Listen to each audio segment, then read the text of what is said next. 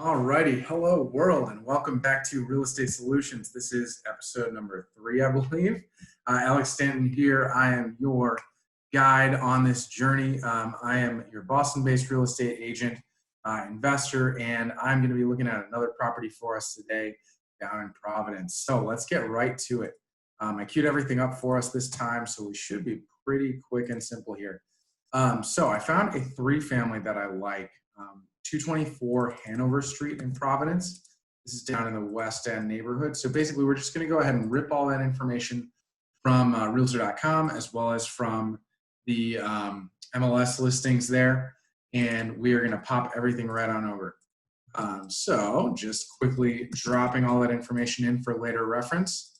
Right now, this property is listed at $264,000. This is a pretty good price. Property's been on the market for 321 days. So there's got to be something going on with that.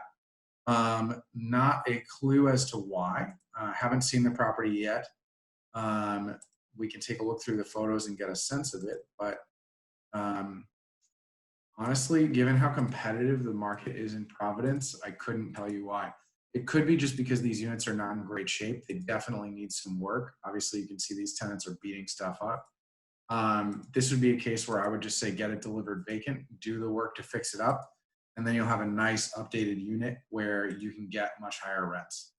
I think that is really the case. Is just that the overall lack of curb appeal has really been deterring people here. But you got parking, you got units with potential. That's exactly what we're looking for. So I actually think there's a decent shot with this one.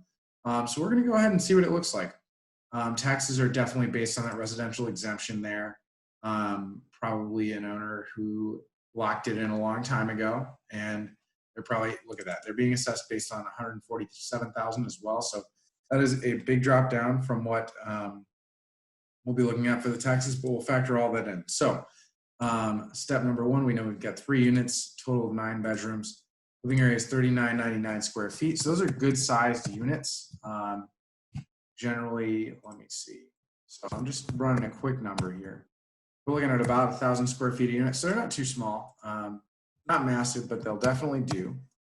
Again, it's been on Realtor.com for 321 days. It was probably withdrawn and relisted and stuff. We're going big cosmetic there. There's definitely a possibility that there's going to be some updating required for the roof, plumbing or electrical. You never really know. The current rents on this property are at about $900 to $950 a unit. So we're doing $950 times 2 plus 900, 950, and then divided by 3. So let's take a look. That's going to be like 935-ish. 933, great. Okay. So we're going to take a look at that location and see what the low end of the market really justifies there. And keep in mind, we're going to fix this unit up, so we should be able to get a little bit better than that low end there. Ballpark is saying 1170 to 1460. Because we're going to make that unit nice, I think we can definitely get closer to 1400, but we're going to play it safe and call it 1250 and just see where things pencil out from there. And just get that as our starting point. We are not going to be capitalizing on any additional income here. That doesn't mean we couldn't throw a coin-op laundry in the basement, but let's not start with it. Again, purchase price is around $264. We may play with that. We'll see. I'm expecting more repairs, at least 15 a unit. So we're going to go ahead and throw in $60,000 just to be safe. There's only 3 units. I just want to have a little buffer there. We're going to assume a 25% down payment. We're going to assume a 4.5% interest rate, 30-year repayment. And the property taxes are based on the investor's rate right now. So you can see that property tax is almost double what they had reported here of that 4708. We're jumping up to 8184. That's a big jump there. Insurance, it'll probably be a little less than 3257, but let's get up there a little bit. Utilities, again, we're looking at the total number of units times 80 per month for the year, plus then 35 for the common area electric, 50 for the trash removal. Again, times 12 months. So that's going to be an approximation of your total utilities for the year. Management fee, we're going to go ahead and go with 10%. We're going to do the same thing for those vacancy repairs and CapEx and just see, can we get our juiciest reserves here and still make a little money? It looks like the answer is no. This is basically break even with heavy reserves. That's not a terrible thing.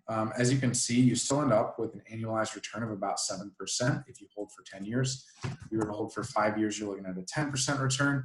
That just comes from the value that you're adding with that forced appreciation in the property.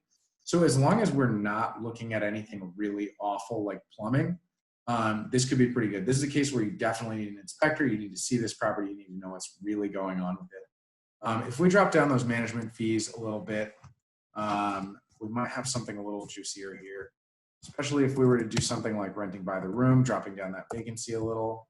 We're going to keep those repairs and CapEx. There's potential to cash flow a little bit with this, but it's really not a grand slam until we really juice up those rents. So again, we know that we can get a little bit higher. The top end of the market is at $1,750 there for those one beds. This is potentially skewed by better housing in certain areas. What we can do for this though is say, all right, we're going to rent by the room, and then we're going to throw everybody on the same lease. If we were to get $1,500 a unit because we're renting the rooms out for $500, which is pretty reasonable, as long as we can find the people for that, then we have potential for a pretty solid like $600 monthly return, which gets our annualized return up to like 13%. That's a little bit better. Let's see what we're at 10 years, about 9.9. Obviously, your reserves need to come up to accommodate for all that stuff. We could drop them down a little bit if we are juicing up the rents that much, because we know that ultimately those expenses are going to be pretty similar. At best there, I think we're looking at around a 7% cash on cash, and that's assuming that those repairs are not atrocious. We don't know. I think ultimately you have to see this property. You probably have to get it for a discount, maybe even like $235, just to really justify the price of all that. If we get it down there, we're close to a 10% cash on cash return if we really juice everything up. Again, that's assuming that we don't find any big skeletons in the closets. That's a total possibility here.